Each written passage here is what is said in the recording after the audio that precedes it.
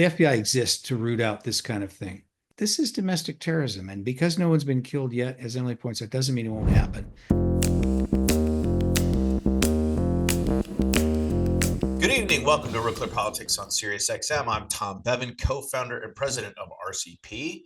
It's Wednesday, March 19th, and I'm joined tonight by Carl Cannon, our Washington bureau chief and executive editor, and Emily Jasinski. She is the Washington correspondent for Unheard. Thanks for being here, guys. Appreciate it. Hi, Tom.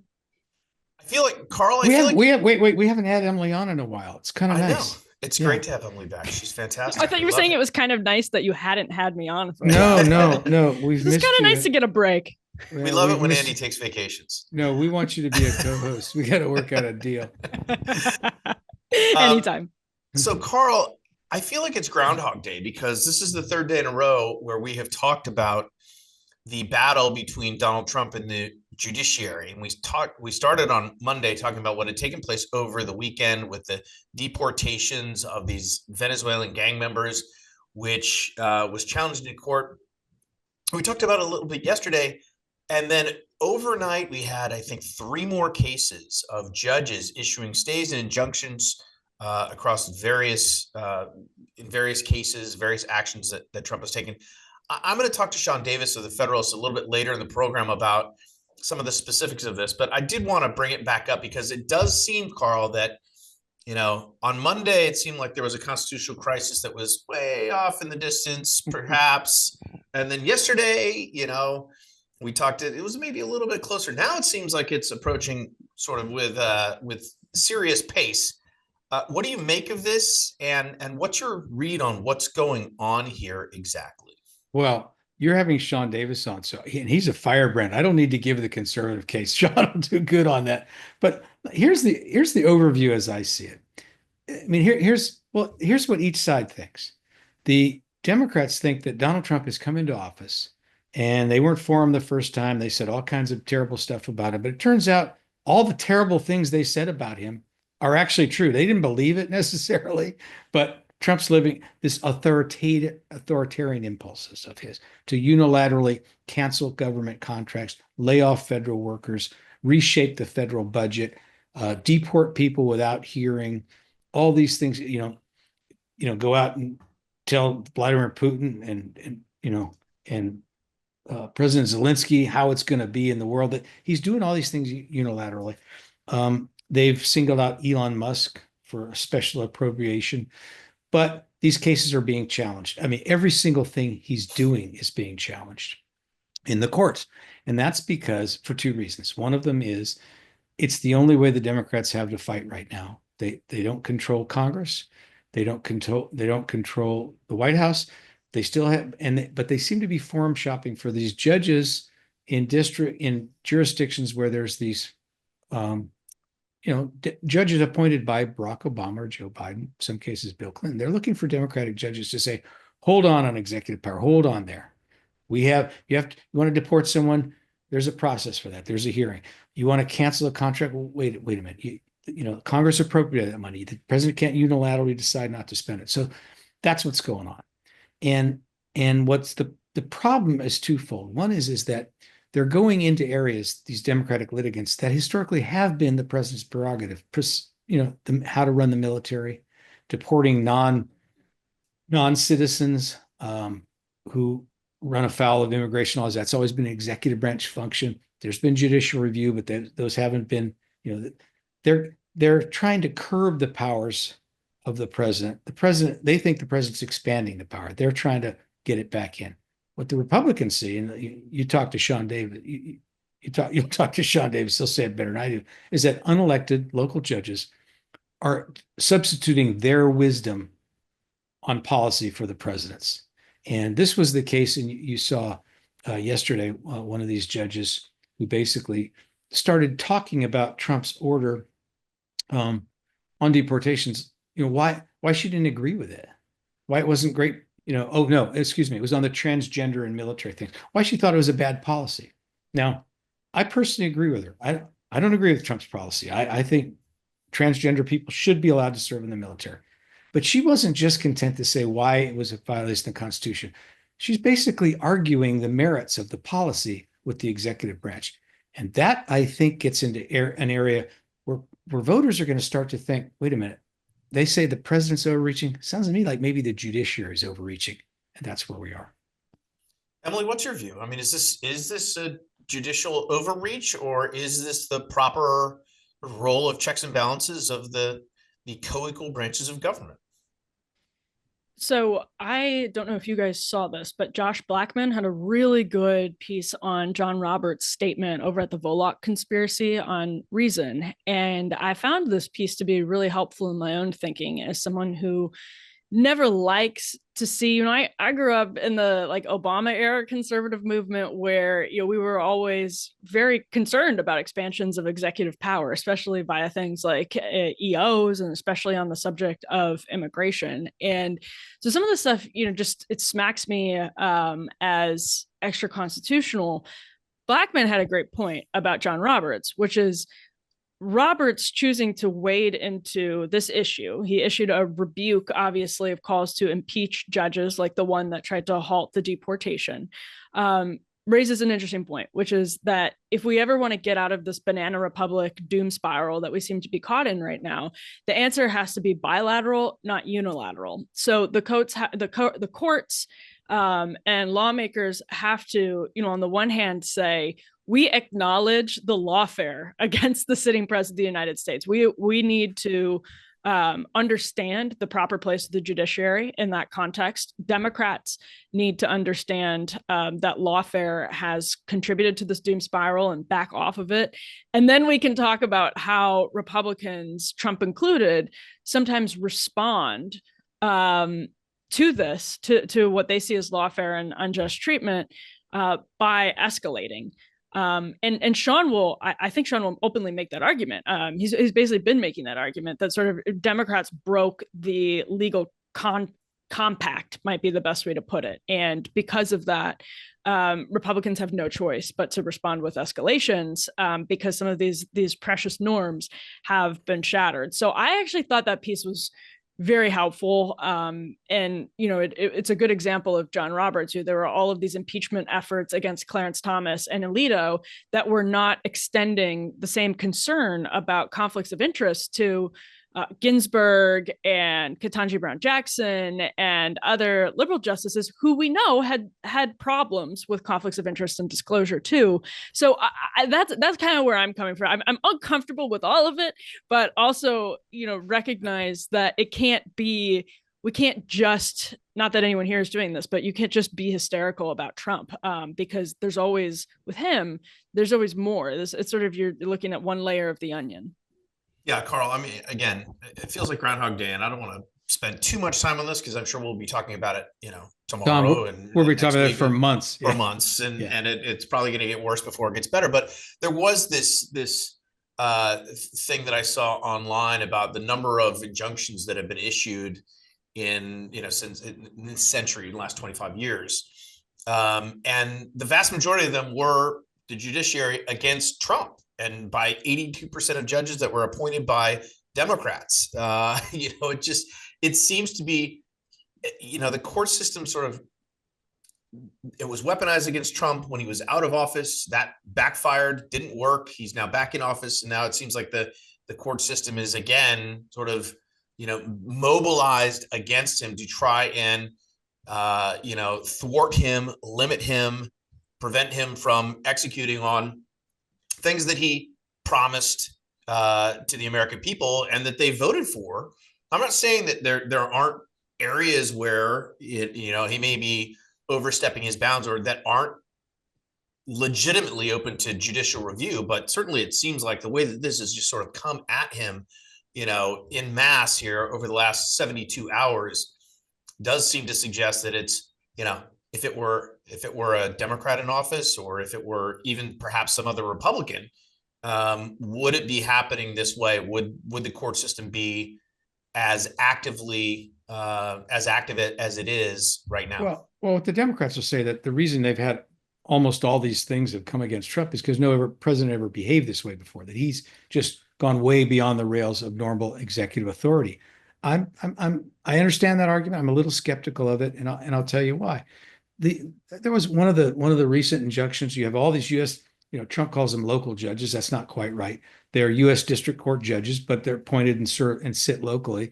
But here in Washington, D.C., one of them ruled about, Trump can't unilaterally impound the money or claw back the money that the EPA, Joe Biden gave these, $20 billion to EPA for projects that we don't even know what they are yet, put the money in a bank so Trump couldn't touch it. And this judge said, no, you can't touch it. Well, that's going to be appealed. But that judge was openly hostile to Trump during these J6 hearings. And we had stories about it, and Real Clear Investigations had stories about it, sort of disdainful of Trump. Now, he was the former president at the time, and she refused to stay some of the sentencings. Well, I'm not going to be, bullied by Trump. And she said things that made her sound partisan.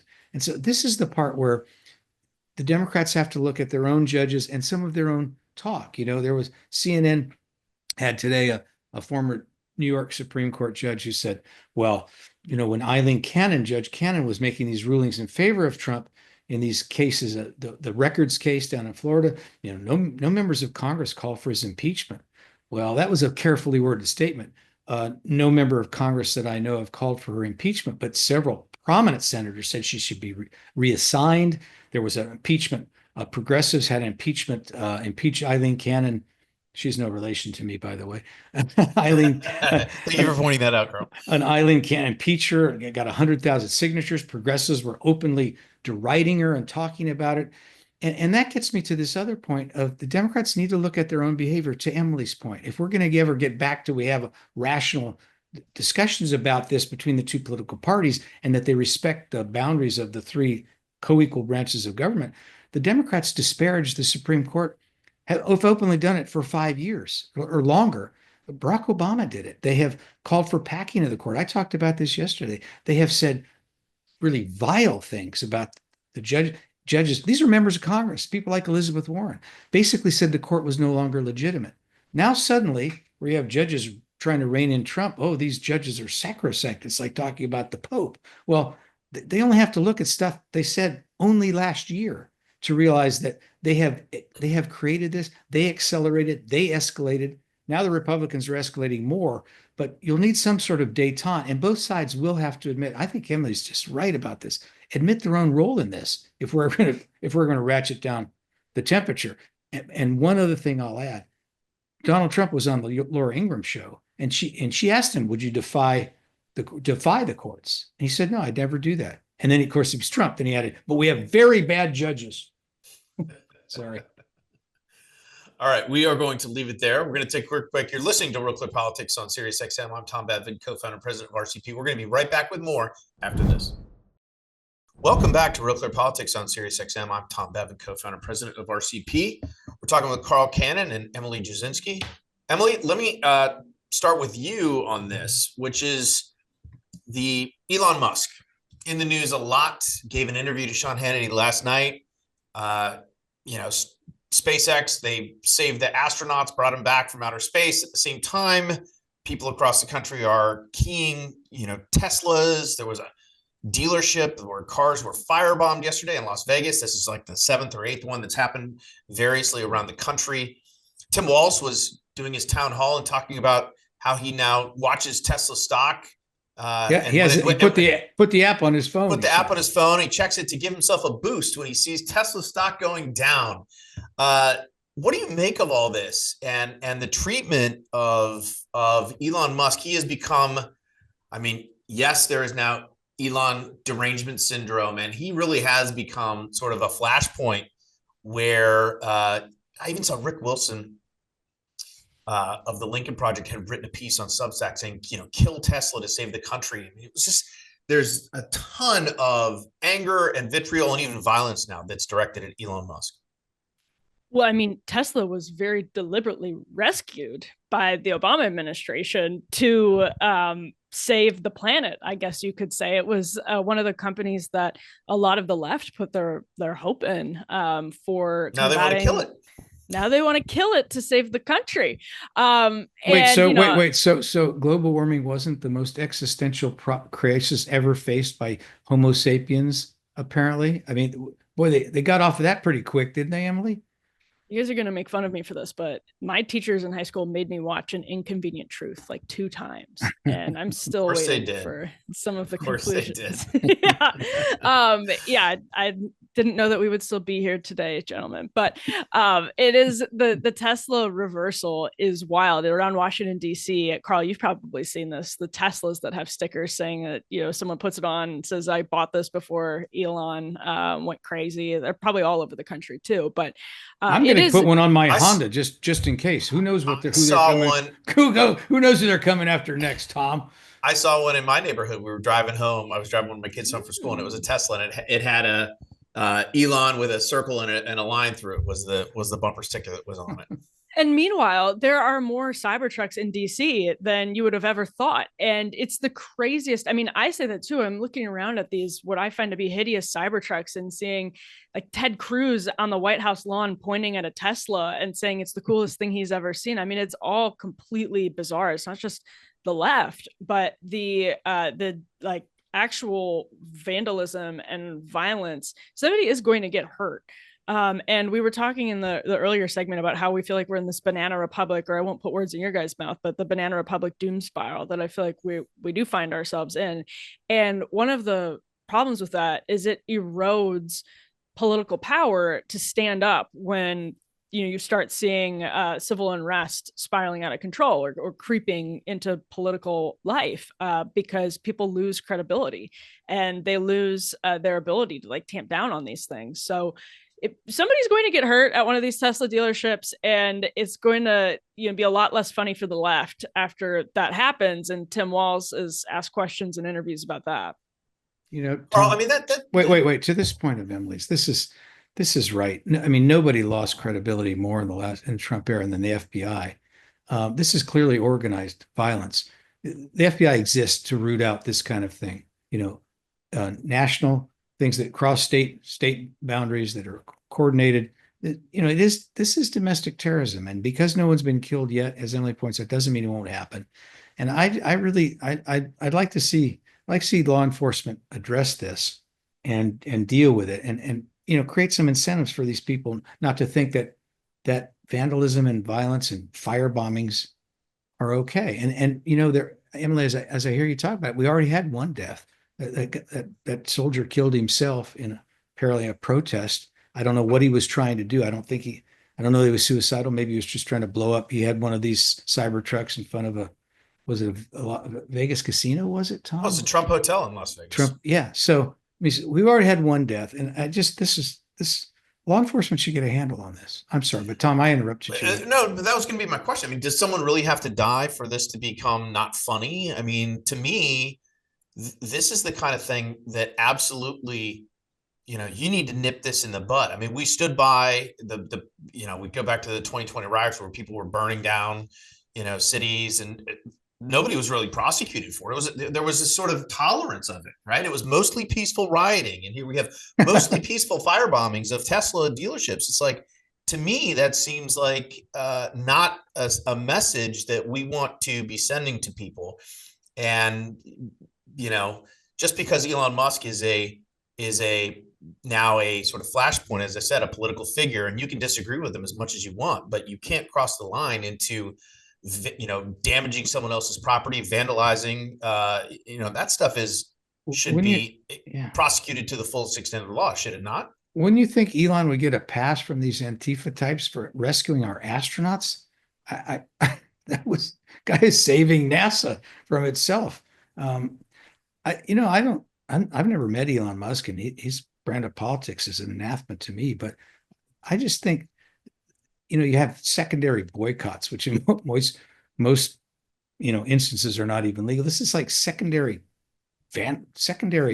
arson, secondary crimes.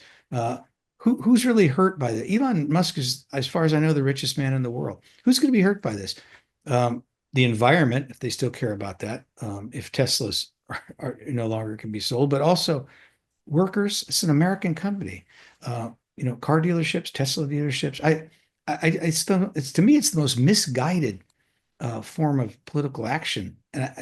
But somebody's leading it, somebody's directing it, and instead of denouncing it, people like Tim Walz, who was the Democratic nominee for vice president, is basically out there encouraging it. I mean, Emily, to me, the thing too is like,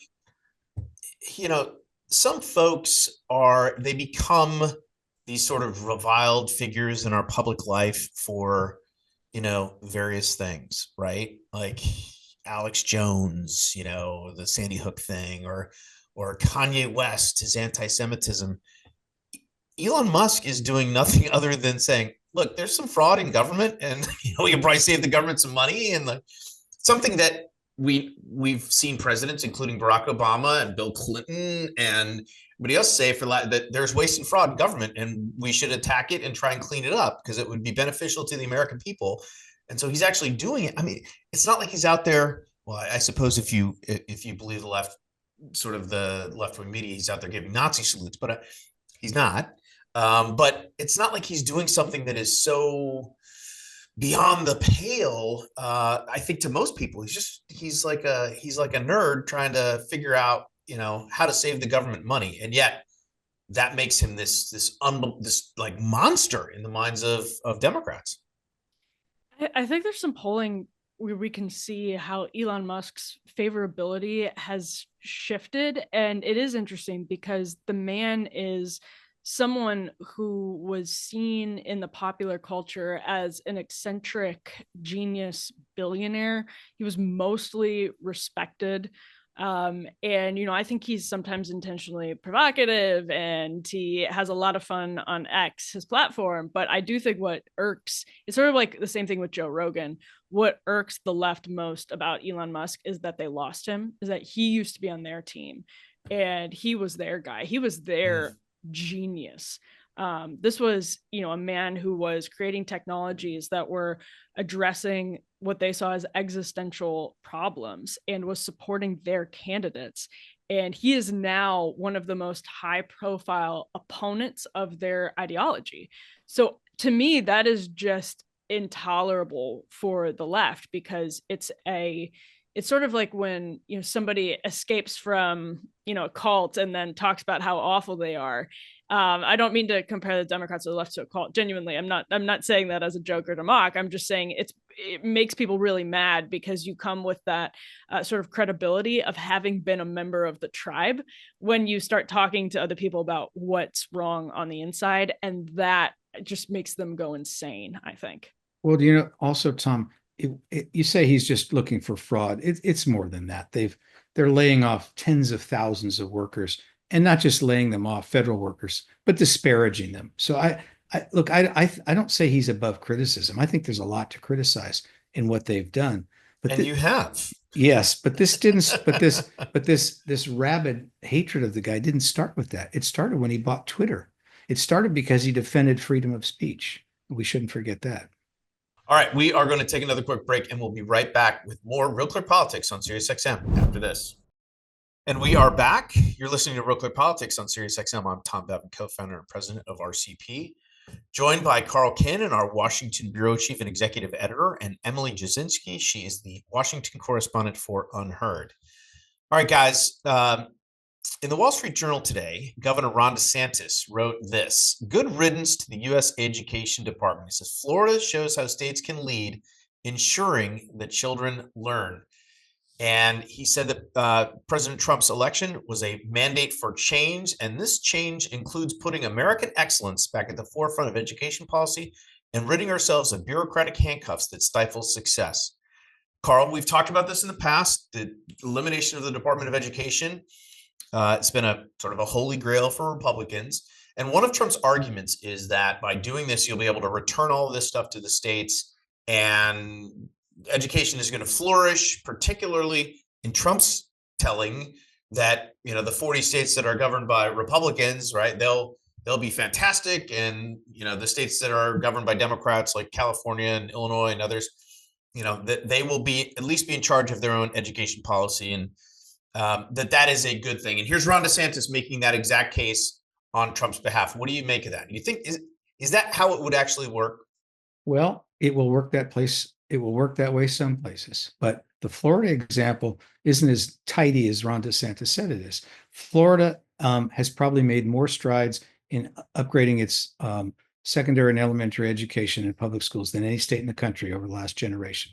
The person Going all the way most back to the person most responsible for that is Jeb Bush, low energy Jeb. who stood up to we weren't calling them the mega base, it was the Tea Party. He turned up to the right wing of his own party and the teachers unions and the education establishment, and just won them over with patience and goodwill and appropriating money and bringing in the best thinkers, what Ross Perot used to do, get all the smartest people in the room. Jeb did that.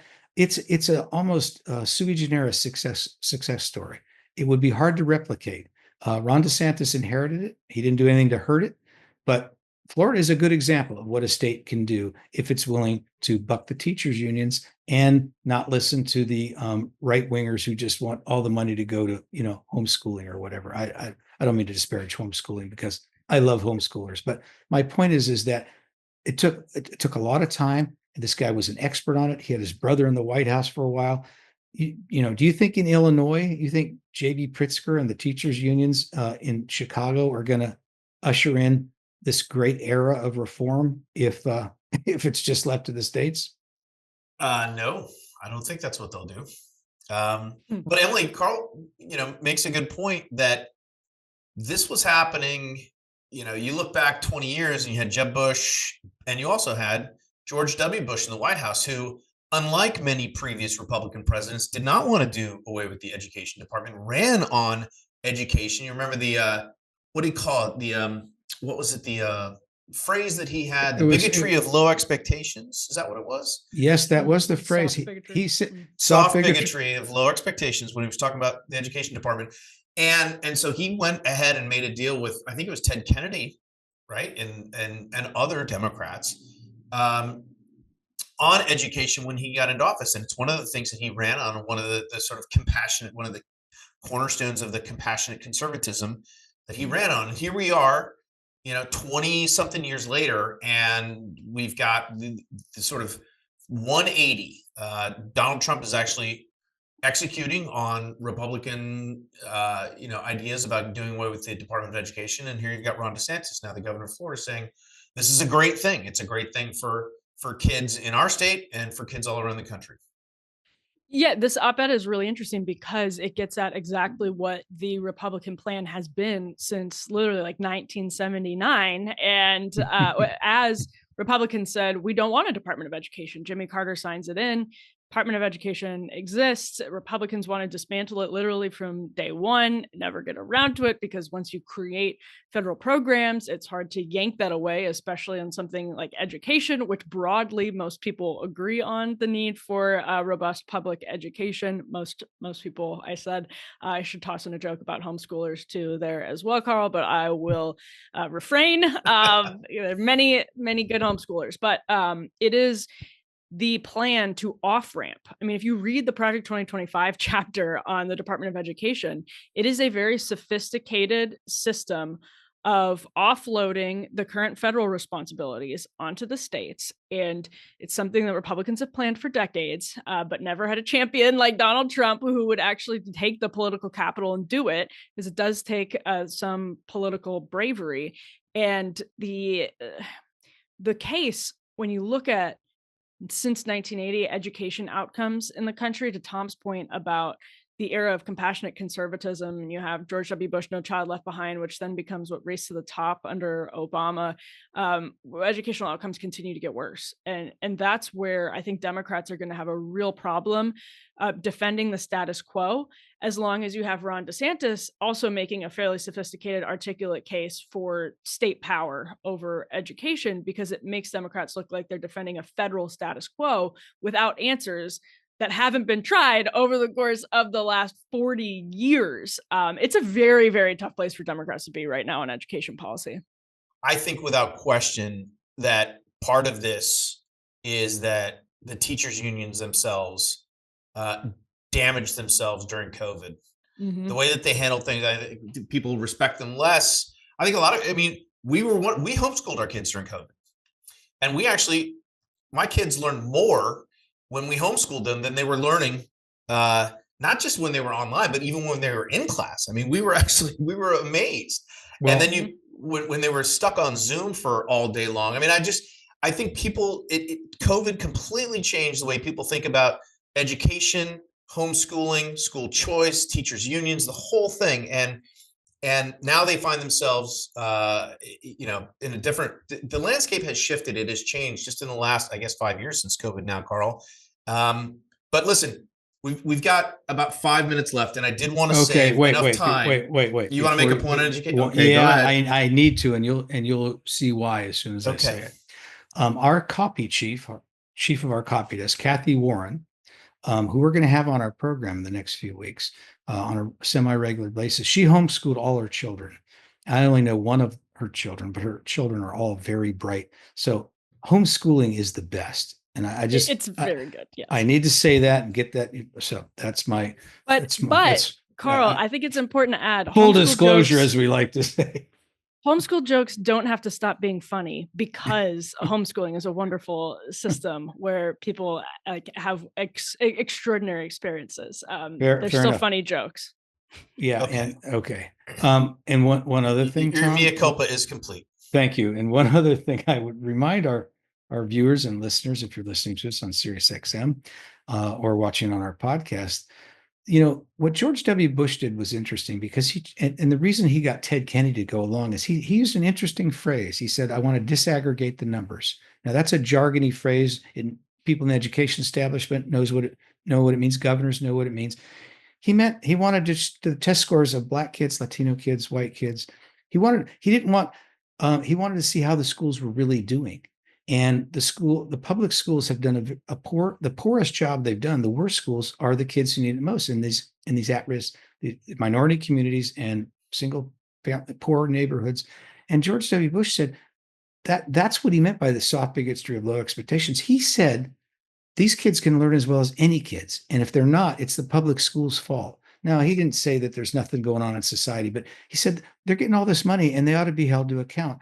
And George Miller, who was a very liberal California congressman, went down to Austin when Bush was still governor. He said, do you really mean that? And Ted Kennedy got behind it. And the liberal Democrats in Congress then wanted to really teach children. And what's happened, the progressive under the last few years, this argument's been swept aside, and people look at the schools like it's an employment, a full employment, apparatus instead of an education thing. So I think Donald Trump has some running room for the reasons you said, Tom, and also for that reason. There are going to be liberals who understand that their constituents, the people they purport to care about, are not being as well served by these public schools as they should be, and that the teachers' unions are an impediment instead of the solution. All right. Well, we've got now we've only got about 3 minutes left, and I did want to save enough time to talk about March Madness, because this is the best time of the year, folks. This 4-week stretch, starting with March Madness, ending with the Masters, which happens in, I think it's April 10th through 12th this year. And it used to be, Jim Nantz retired from calling basketball, but he still does the Masters. But this was always the time that I was so jealous. I wanted to be Jim Nantz. I wanted to grow up and be, because he got to call history, basically. And we had a couple of playing games last night. So, Carl, you saw that Bill Clinton released a bracket. Who does Bill Clinton think is going to win this thing? Well, Bill Clinton, Seth Davis of CBS, and the son of Lanny Davis, a friend of our show and a columnist for us, asked Bill Clinton for his bracket, and Bill Clinton get it. And Seth wrote this: Bill Clinton grew up in Hope, Arkansas, not Hoop, Arkansas, but you wouldn't have known it to hear him talk about the NCAA tournament. I just love it, he said. That's my accent, not Seth's. It's all or nothing. Doesn't matter what you did in the season. You have to play. Gosh. And that is what I like about it. It doesn't matter what you did in the season. You have to play the games. Bill Clinton picks an SEC school, but it's not Arkansas, Tom. It's Alabama. Okay. Who's your pick? Me? Yeah. Well, I do have to admit, I do not watch a ton of college basketball. And this year I probably watched less college basketball than I've ever watched before, which means probably that I'll do better in the brackets than I've ever done before. Because when I think I know what I'm talking about, I never do. I ended up with an all Big Ten Final Four: Illinois, Wisconsin, Hey, Illinois, hey. Wisconsin, Michigan State, and Maryland. And I have Wisconsin, not just because my wife went there, but I have Wisconsin winning it all this year, which is probably a crazy thing to pick. No, But no, okay, All well right, that's who I Emily. have. All right, yours, Emily. no, it's not crazy at all. This is the Badgers year. You can mark this. You can wherever you download your podcast, you go ahead and bookmark this to prove Tom Bevan right and to Okay, prove me right. Because listen, 3 seed. I mean, Marquette's also in there, but I'm not. I can't. I can't say that I'm much of a Marquette fan. So we're rooting for the Badgers this year. wow, Carl, what about you? Well, I always pick the West Coast schools, but we've been in a drought for the last 20 years or so. So, look, on paper, Duke is just by far the best team. They may have 3 lottery picks. They're winning games by 20 points. They're tough. They have the best player in the country. But the team that I think people are overlooking that's just also great on paper and all the metrics favor them and they're just tough and is Houston. I think Houston may surprise the nation and win it all. I think they're number 1 seed. I don't know how much of a surprise it would be, but you're not hearing people pick them because they're not a glamorous school, but they're a very good basketball team. All right. Well, again, it's all on tape now, guys. So we'll see how this plays out. We may have to run this tape back in a few weeks. We're going to leave it there for right now. I'm Tom Bevan, co-founder, president of RCP. Been talking to Emily Jasinski from Unheard and Carl Cannon, our Washington bureau chief. We're going to take a quick break, and when we come back, I'm going to talk to Sean Davis, who's the CEO and co-founder of the Federalist, about this war that's been going on and escalating between the judiciary and Donald Trump. Stick around. We'll be right back. Welcome back to Real Clear Politics on SiriusXM. I'm Tom Bevan, co-founder and president of RCP, joined now by Sean Davis. He is the CEO and co-founder of The Federalist. Sean, thanks for joining me. Appreciate it. Thank you for having me. All right, so let's talk about it's Trump versus the judiciary, and you've been really sort of vocal online, taking the side that the judiciary is sort of out of control, and these lower court judges need to be reined in. Sort of set the stage for us. We've seen it's escalated now, just over the past 72 hours. I think there are like 5 different cases now where we have lower court rulings that are injunctions or stays against actions that Trump has taken across the various government, from USAID to the military and the like, obviously deportation. So what exactly is going on here, and what do you think that the problem is? Yeah, so just to lay the groundwork, and I'll try to do it very quickly. The Constitution creates 3 branches of government, all with very specific delineated roles. You have Article 1, which is Congress. They make the laws. You have Article 2, which is the presidency. He wages war and he executes the laws. And then you have Article 3 in the Constitution, which created the Supreme Court. And from that, the judiciary, including all the lower inferior courts, which does its best to interpret whether laws that are passed are legal or being enforced legally. That's it. So when you understand our history and you look at the Constitution, you know that the judiciary was actually the weakest branch by far, by design. You know, we hear a lot about the co-equal branches of government. They're not co-equal. They're very different. They check each other in different ways, but they're not equal. The president, for example, runs the military and can wage and prosecute war. That's a major power. The Congress can spend money and write laws. That's a major power. The judiciary has no bank account, no power of the purse, and no army. It is, definitionally the weakest. And what we're seeing happen now through what I would characterize as rogue, inferior single district judges in courts is they are trying to take for themselves powers that they do not have. So the judiciary does not have the power, for example, to set foreign policy or to direct the military of the United States. It does not have the authority to write laws. And instead, what we're seeing is a judiciary which is acting extremely political, is ignoring the limits placed on it by our legal system and our Constitution, and is doing it in a way that permanently damages not just the presidency and the Congress, but the country. So let me play devil's advocate here. And the argument is that these things should be subject to judicial review. I mean, that there are constitutional issues in play, and they need to be, or the judges and the judiciary does have a role to play in, for example, making sure that everybody who got deported, out of the country, that those folks were in fact, Venezuelan gang members with criminal histories and not just people that got caught up in an ICE raid.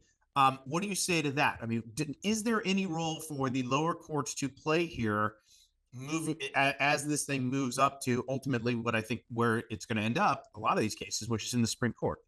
Yeah, that's a very good question, and I'm glad you picked that example because there's actually two issues there. We're talking about the Alien Enemies Act and Trump removing Venezuelan terrorists.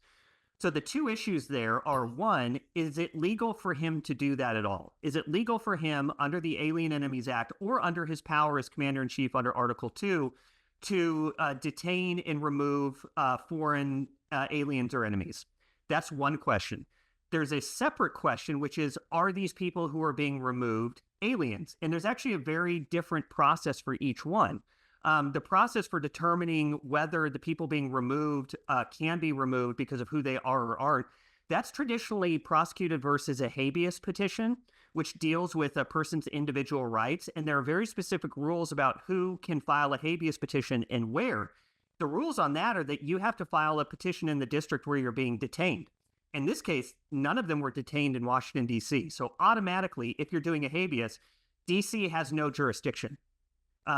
But what's interesting is there actually is no habeas petition. They are not challenging whether these people are individually being removed legally, saying they're citizens or they've not proven that they're not citizens.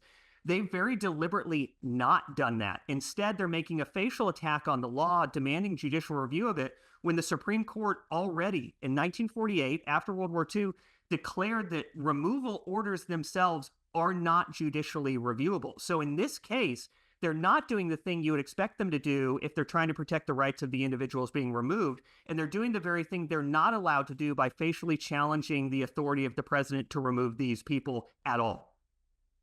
We're speaking with Sean Davis, the CEO and co-founder of The Federalist. So, Sean, you've been pretty vocal about this, sort of attacking Chief Justice John Roberts for letting this go on. And as I said, it looks like some of these cases, if not all of them, will eventually get to the Supreme Court at some point. But that process could take a while. I mean, what would you want Chief Justice Roberts to do? You want him to step in and do what exactly here? So I think it is extremely important for the long-term good of our country, for the protection of the rule of law, for each branch of government to stay within its lanes prescribed by the founders and by the law. And that when they get out of that, there are horrible consequences. And so what I would like to see for the good of the nation, the rule of law, and the Supreme Court and the judiciary is I would like to see the appellate courts and the Supreme Court rein in these authoritarian, lawless, and illegal orders from rogue judges who are not recognizing limits on their authority. And my worry is that the longer this goes on, the longer Roberts and the Supreme Court decide to let these people play in these sandboxes and take powers that aren't there, the more drastic the response is going to be when either the president or the Congress finally have enough. And what I do not want to happen is for us to get to a point where a president, any president, says, you know what, you're not legitimate. You're acting like politicians. You're not accountable like politicians. And we're just not going to pay attention to you anymore. Because once people believe that they can ignore the Supreme Court, and once people believe it's not a legitimate institution, it's over. It's not, again, we get back to those defined powers. The president has a defined power to wage war, to conduct foreign policy. The Congress has the power to write laws. The judiciary doesn't have any real power beyond the perception that its rulings are impartial and legal and should be deferred to. And if we get to the point where people believe that's not the case, that is a terrible spot for us to be in a country and a terrible spot for the rule of law to be in. And I hope Justice John Roberts and the other justices understand that it is for their own good and the good of the country that they rein in these lawless excesses sooner rather than later. So absent that, Sean, there was this, Trump released this post on Truth Social saying, look, you need to impeach these folks. And Roberts released a statement saying, no, that's not a proper remedy for, we have the appellate process, but that's Congress's role, correct? Could Congress step in? Should they step in? If John Roberts doesn't do what you would want him to do, does Congress have a role to play here in terms of reining in these federal judges through impeachment? Yes, both Congress and the president do. And I was actually really disappointed in that statement from Roberts because he has no say in what is or is not an impeachable offense. That is solely a political question for Congress. So for him to come in and weigh in on that when he has no authority to do so is not a good sign. Congress has a number of remedies. They can absolutely impeach judges. They can investigate them for impeachment. They can impeach them and remove them. They can remove their jurisdiction. They can move them around the country. They can eliminate entire districts. And the president, by the way, as the commander in chief, he swore an oath to uphold the Constitution and defend the country against enemies, foreign and domestic. He has an obligation if the Supreme Court is doing things or the local jurisdiction is doing things it's not allowed to do. He has an obligation to follow the law and the Constitution. But I think what is best in the long term is for each of the branches to understand their limits, what they're allowed to do, and stay in their lane and preserve the checks and balances that we have. Because what we don't want is each branch by itself running amok. And unfortunately, I think that we're rapidly approaching that point.